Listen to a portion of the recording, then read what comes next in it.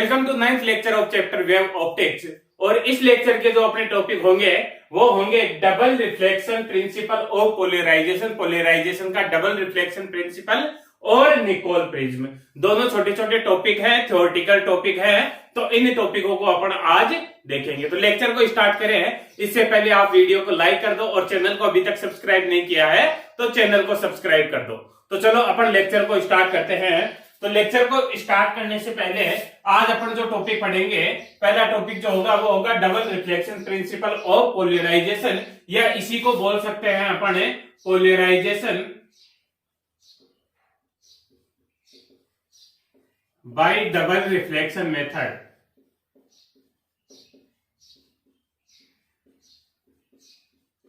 Double reflection method. तो देखो polarization by double reflection method या डबल रिफ्लेक्शन प्रिंसिपल क्या है, इसके अकॉर्डिंग अपन ने एक अनपोलराइज्ड लाइट ली। तो अनपोलराइज्ड लाइट जो है उसको अपन इस तरह से शो कर सकते हैं। ये अनपोलराइज्ड लाइट है। इस अनपोलराइज्ड लाइट जो है इसको अपन रे के रूप में जो है इस तरह से शो करेंगे, इस तरह से। यह अनपोलराइज्ड लाइट है जिसमें सभी पॉसिबल डायरेक्शन में इलेक्ट्रिक वेक्टर जो है उसके वाइब्रेशन है। ये जो अनपोलराइज्ड लाइट जो है, इस अनपोलराइज्ड लाइट को अपन ने एक क्रिस्टल पे इंसिडेंट किया, क्रिस्टल पर इंसिडेंट किया। वो जो क्रिस्टल था अपने पास में, वो क्रिस्टल हो सकता है अपना आइस लेंस पर,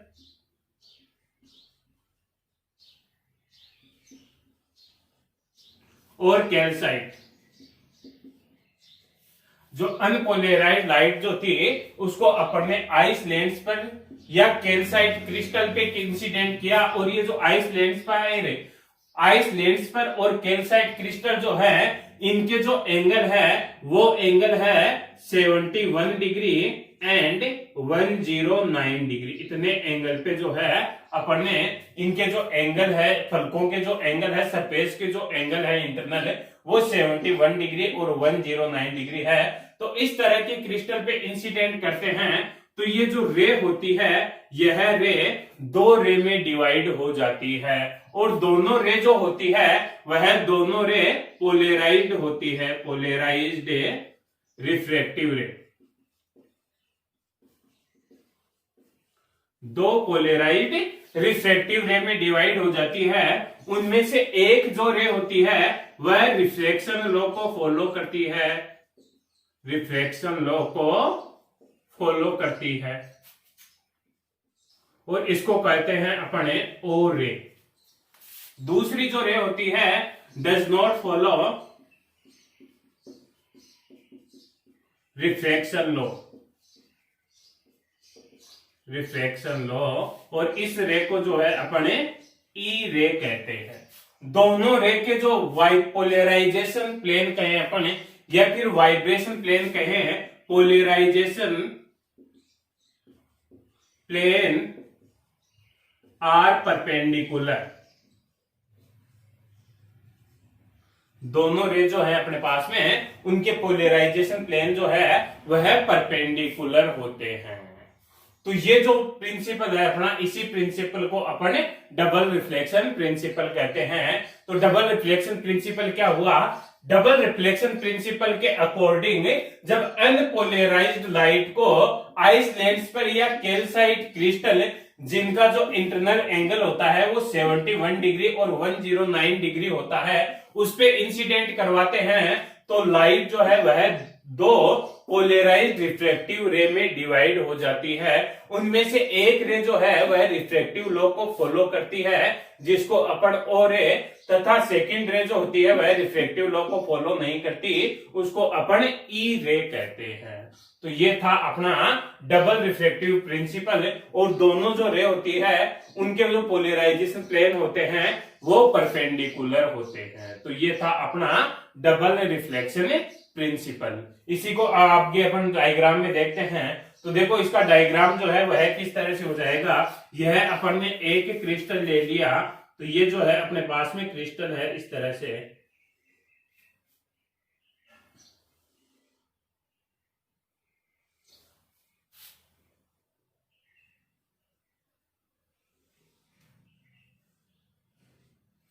ये जो एंगल है अपना ये हो गया 109 डिग्री, ये एंगल हो गया अपना 71 डिग्री। और इस क्रिस्टल पे जो है अपने यह इंसिडेंट लाइट, अनपोलराइज्ड लाइट जो है वो इंसिडेंट की इस तरह से अनपोलराइज्ड लाइट जो है वो इंसिडेंट की है, इस तरह से है। यह अनपोलराइज्ड लाइट को जो है अपन इस तरह से शो कर सकते हैं।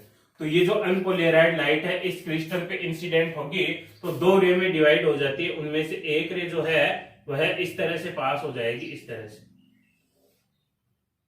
इसके जो पोलराइजेशन प्लेन होगा या जो वाइब्रेशन जो होंगी, कहने का मतलब वाइब्रेशन प्लेन जो होगा वह इस तरह से होगा, इस तरह से। और दूसरी जो रे है वो यहां से इस तरह से पास हो जाती है। इसके जो वाइब्रेशन प्लेन है वह इस तरह से है, इस तरह से इसमें इलेक्ट्रिक फील्ड वाइब्रेट कर रहा है और इसमें इस तरह से वाइब्रेशन हो रहा है। ये जो रे है इस रे को कहेंगे अपन ई रे, और ये जो सेकंड रे है इसको कहेंगे अपन ओ रे। तो इस तरह से दो रे में डिवाइड हो जाती है। यहाँ पे एंगल अपन चेंज भी कर सकते हैं, किसी को भी अपन ये एंगल मान सकते हैं। ये 1090 डिग्री है और ये 71 डिग्री है। तो ये जो है अपने पास में यह डबल रिफ्लेक्शन प्रिंसिपल हो गया। तो देखो अब इसी में आता है कि अपन ओ रे और ई रे को आइडेंटिफाई कैसे करेंगे। अपने पास में दो रे जो अवेलेबल हुई है, दोनों रे जो होती है वह पोलराइज्ड होती है, लेकिन दोनों जो पोलराइज्ड प्लेन है वह एक दूसरे के परपेंडिकुलर है। तो प्लेन पोलराइज्ड है लेकिन दोनों के प्लेन जो है वो परपेंडिकुलर है। तो इनमें से अपन आइडेंटिफाई कैसे करेंगे कि कौन सी अपनी ई रे है और कौन सी अपनी ओ रे है। तो इसके लिए देखो अपन एक एक्सपेरिमेंट करते हैं। तो एक्सपेरिमेंट के लिए अपन ने क्या किया, यहाँ पे जो है अपन ने एक इंक का मार्क कर लिया। यहाँ पे अपन ने एक इंक का मार्क कर दिया, ठीक है, इंक से मार्क लगा दिया। इस इंक मार्क के सामने अपन ने यहाँ पे ये है जो कैल्साइट क्रिस्टल है इसको इस तरह से पुट डाउन कर दिया। तो यहां से जब अपन देखते हैं तो इस ये जो इंक थी इस इंक के दो इमेज बनती है। यहाँ पे एक इमेज तो ये बन गई और दूसरी इमेज जो है वो यहाँ पे बन गई।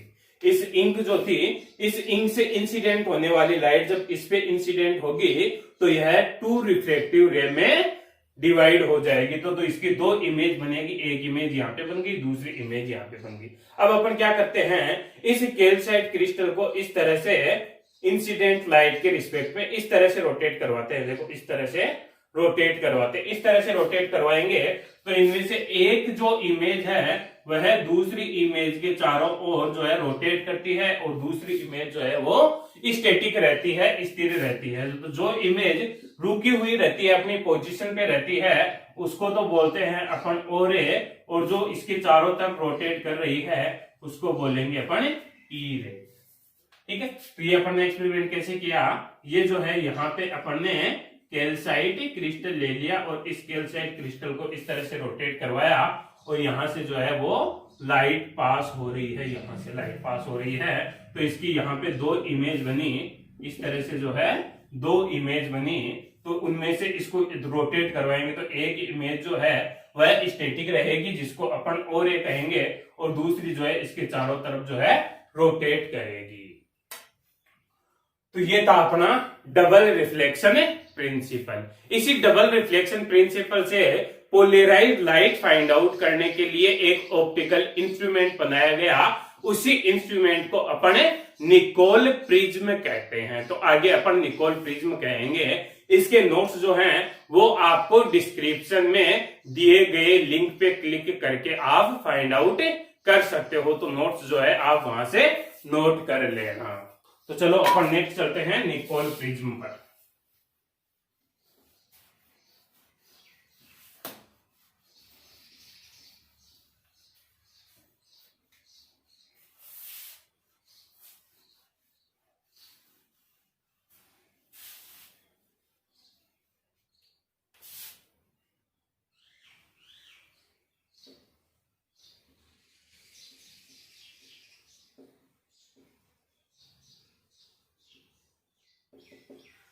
हाँ, तो देखिए निकोल प्रिज्म क्या है। निकोल प्रिज्म एक ऑप्टिकल इंस्ट्रूमेंट है, ऑप्टिकल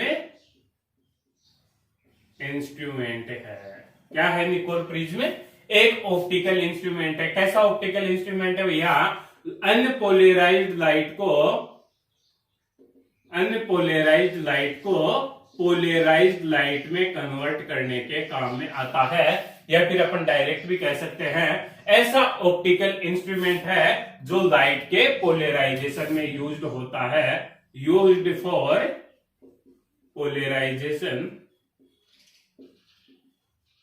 ऑफ लाइट। ऐसा ऑप्टिकल इंस्ट्रूमेंट जो लाइट के पोलराइजेशन के यूज्ड होता है और डबल रिफ्लेक्शन प्रिंसिपल पे वर्क करता है, डबल रिफ्लेक्शन प्रिंसिपल पे वर्क करता है। तो निकोल प्रिज्म क्या है? एक ऑप्टिकल इंस्ट्रूमेंट है जो लाइट के पोलराइजेशन के यूज्ड होता है और डबल रिफ्लेक्शन प्रिंसिपल पे वर्क करता है। अब यह डबल रिफ्लेक्शन प्रिंसिपल पे वर्क करता है, तो इससे पोलराइज्ड लाइट जो है वह किस तरह से फाइंड आउट की जाती है? देखो, तो इसे पोलराइज्ड लाइट फाइंड आउट करने के लिए अपने पास में जो ओ रे होती है, ओ रे, ओरिजिनल रे, ओ रे जो होती है उसका पूरा नाम है ओरिजिनल रे, ठीक है। तो जो ओ रे होती है, जो रिफ्लेक्शन का लॉ को फॉलो करती है, उस ओ रे का जो है अपने ओ रे का TIR करवा देते हैं। दो रिफ्लेक्टिव पोलराइज्ड रे जो है वो अपन को फाइंड आउट होगी, उनमें से ओ रे जो होती है उसका तो अपन TI करवा देंगे, और दूसरी ई रे जो होती है, ई रे से जो है अपन पोलराइज्ड लाइट फाइंड आउट करेंगे। ओ रे का TIR करवा के ई रे से अपन पोलराइज्ड लाइट प्राप्त करते हैं, फाइंड करते हैं। ई रे से अपन पोलराइज्ड लाइट जो है वो प्राप्त करते हैं। तो ये हो गया अपना निकोल प्रिज्म, इसको अपन निकोल प्रिज्म कहते हैं। अब देखो इस निकोल प्रिज्म का कंस्ट्रक्शन कैसे होता है, किस, हाँ तो देखिए अब इसका नेक्स्ट कंस्ट्रक्शन देखिए, निकोल प्रिज्म जो है वह अपन बनाते कैसे हैं, किस तरह का होता है। तो कंस्ट्रक्शन में निकोल प्रिज्म का जब कंस्ट्रक्शन करते हैं अपन, तो एक कैल्साइट क्रिस्टल लेते हैं, उस कैल्साइट क्रिस्टल की जो लेंथ होती है, कैल्साइट क्रिस्टल लिया, इस कैल्साइट क्रिस्टल की ये जो लेंथ है, यह लेंथ विड्थ की 3 टाइम्स होती है। तो पहले इस कंस्ट्रक्शन में क्या आ गया कि कैल्साइट का क्रिस्टल है, उस कैल्साइट क्रिस्टल की जो लेंथ है वह विड्थ की 3 टाइम्स होती है। दूसरा पॉइंट है, इसमें जो ये एंगल होता है कैल्साइट क्रिस्टल का, अपन ने जो एंगल लिया था डबल रिफ्लेक्शन प्रिंसिपल में, वो एंगल था 71 डिग्री एंड 109 डिग्री। तो इसको इस तरह से अपन, इसकी जो ये सरफेस है उनको इस तरह से रब करते हैं कि यहाँ पे ये जो एंगल है, ये वाले एंगल 112 डिग्री एंड 68 डिग्री हो जाए। तो ये एंगल जो है अपने 68 डिग्री और 112 डिग्री हो गए। फिर क्या करते हैं अपन, इस कैल्साइट क्रिस्टल को डायगोनल के अलोंग इस तरह से यहां से काट लेते हैं, इस तरह से डायगोनल के अलोंग जो है अपन यहां से इसको कट कर लेते हैं, कैल्साइट क्रिस्टल को डायगोनल के अलोंग कट, अलोंग डायगोनल। और इस ये जो डायगोनल के अलोंग कट किया है, इसमें अपन कनाडा बाल्सम सीमेंट होती है, एक Canada balsam cement, Canada balsam cement की पॉलिश करके या सीमेंट लगा करके इसको वापस जोड़ दिया जाता है। इसको सीमेंट की पॉलिश करके इसको अपन वापस जोड़ देंगे, इधर यहाँ पे अपन ने वापस इसको कनेक्ट कर दिया। तो डायगोनल के अलोंग कट करके अपन ने क्या किया, Canada balsam cement polish, cement polish कर दी। अब यहाँ पे ये जो 3D में है, यह क्रिस्टल पूरा है, यहाँ पे जो एंगल बन जाता है, यह जो एंगल होता है यह कितना होता है, 90 डिग्री होता है, जब इसको अपन डायगोनल के अलोंग कट करते हैं। अब इसकी जो बॉटम और टॉप सरफेस है, ये जो बॉटम की और ये जो टॉप की सरफेस है, इस बॉटम सरफेस पे और ये जो अपने पास में टॉप की सरफेस है, इस बॉटम और टॉप की सरफेस पे अपन ब्लैक पॉलिश कर देंगे, ब्लैक पॉलिश कर देते हैं, ब्लैक पॉलिश कर देंगे। तो यह जो है अपना निकोल प्रिज्म का कंस्ट्रक्शन हो गया। ये होता है निकोल प्रिज्म का कंस्ट्रक्शन। ये क्या है अपने पास में, कैल्साइट क्रिस्टल है, कैल्साइट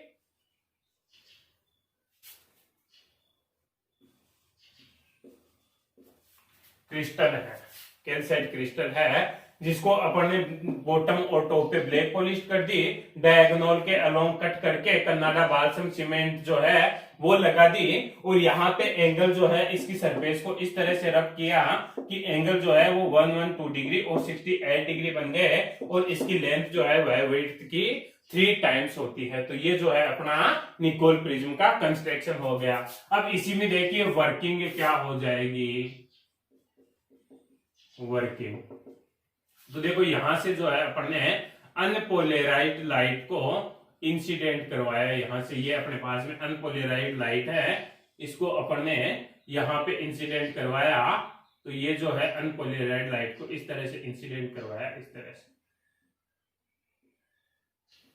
ये अनपोलराइज्ड लाइट है।